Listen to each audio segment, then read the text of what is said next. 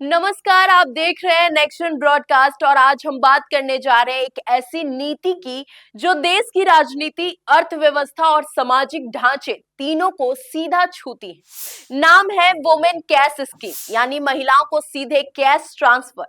आज सवाल ये है कि पैसा क्यों मिल रहा है, किसे मिल रहा है, कितना मिल रहा है और इसका असर क्या पड़ेगा।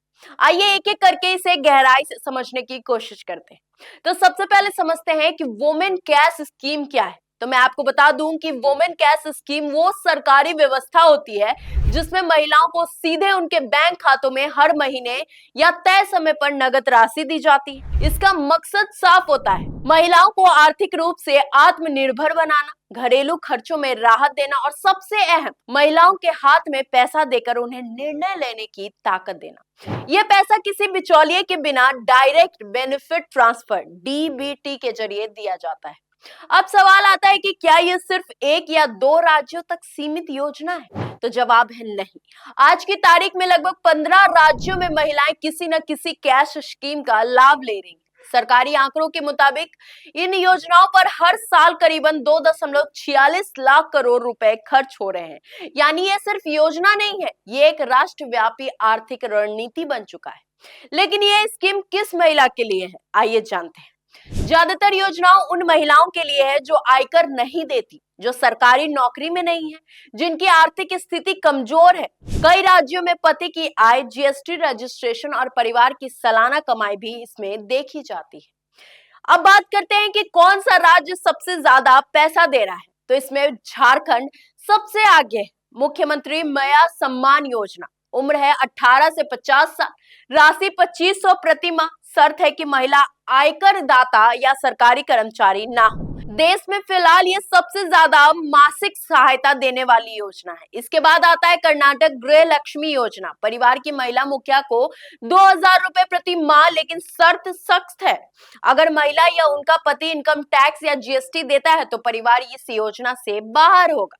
महाराष्ट्र और मध्य प्रदेश की बात करें तो महाराष्ट्र में मुख्यमंत्री माझी लाडली बहन योजना, उम्र 21 से 65 साल, राशि 1500 प्रति माह, शर्त परिवार की आय 2.5 लाख से कम होनी चाहिए।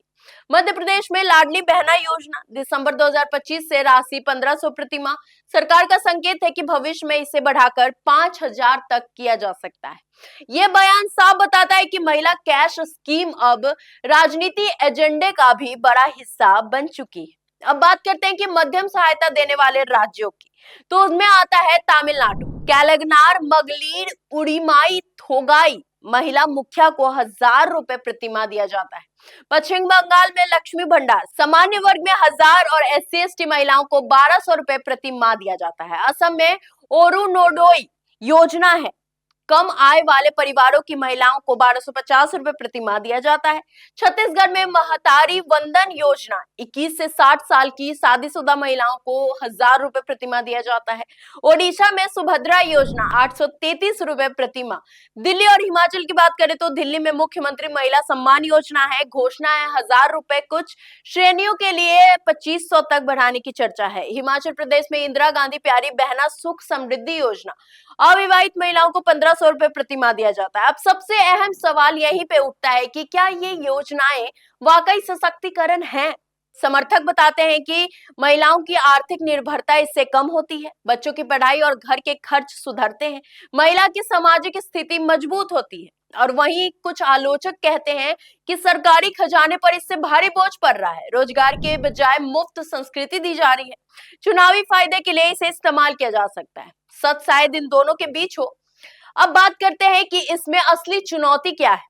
कैश ट्रांसफर तुरंत राहत देता है, लेकिन स्थायी समाधान तभी होगा जब शिक्षा, स्किल और रोजगार, इन तीनों को साथ में जोड़ा जाए।